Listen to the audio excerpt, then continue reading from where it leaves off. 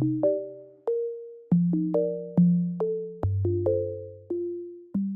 jus de cerveau, un monde nouveau. Un jus de cerveau, l'esprit en flot.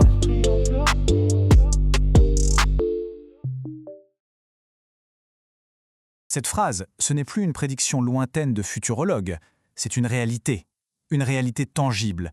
Elle est provoquée par l'arrivée d'une intelligence artificielle qui n'est plus un simple outil à notre service, mais bien un acteur autonome de l'économie.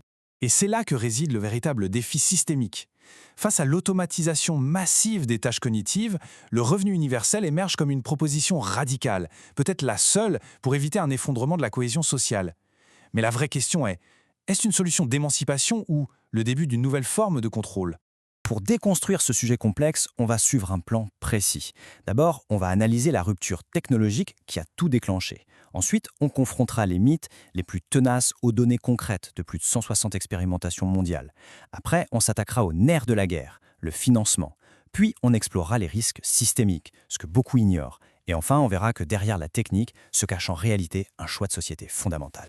Le débat actuel ne sort pas de nulle part. Non, il est la conséquence directe d'une évolution fulgurante de l'IA.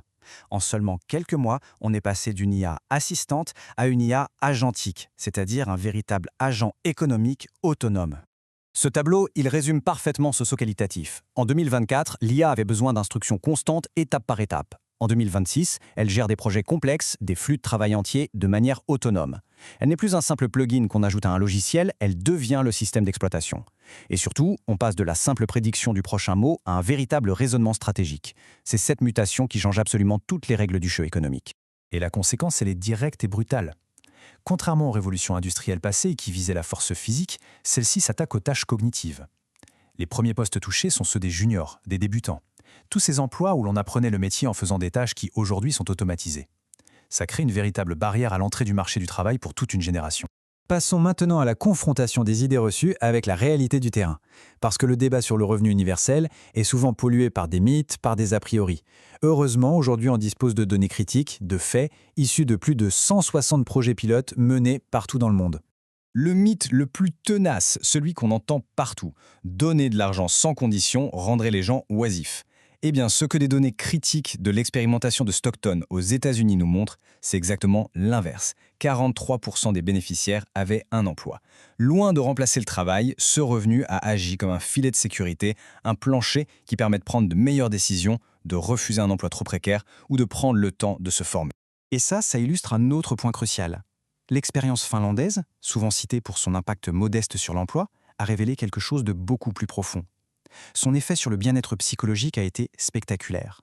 Comme le montre ce graphique, les bénéficiaires ont rapporté une satisfaction de vie de 7,3 sur 10, contre 6,8 pour le groupe de contrôle. Le revenu universel agit ici comme un puissant stabilisateur psychologique, réduisant le stress et l'incertitude. Et cette réalité est nuancée, elle s'adapte au contexte. En Irlande, par exemple, un programme ciblant les artistes a non seulement augmenté la production créative de 22%, mais il a aussi généré un retour sur investissement économique positif. À Compton, aux États-Unis, il a permis de réduire significativement l'endettement des ménages. Et en Corée du Sud, il est même utilisé comme un levier d'aménagement du territoire pour revitaliser les zones rurales. C'est donc un outil très polyvalent.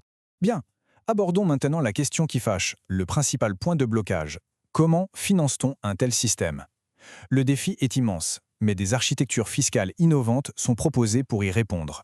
Le chiffre brut peut sembler astronomique, complètement délirant. 3 800 milliards de dollars par an, juste pour les États-Unis. Mais ce chiffre, sorti de son contexte, est trompeur. Il faut analyser les mécanismes sous-jacents pour comprendre la réalité. Le point absolument crucial ici, c'est la distinction entre le coût brut et le coût net. Le coût réel pour l'État est bien inférieur. Pourquoi ?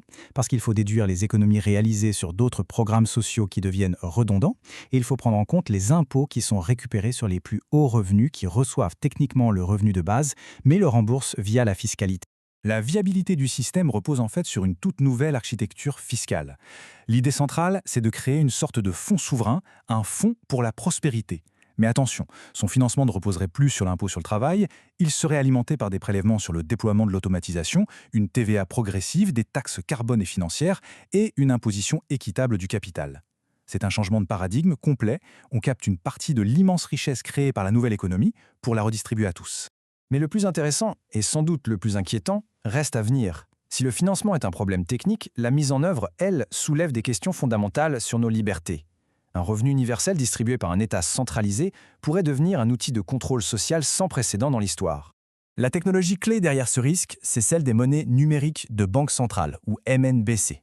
Présentées comme un moyen simple et efficace de distribution, elles introduisent une notion technique qui change absolument tout, la programmabilité de l'argent.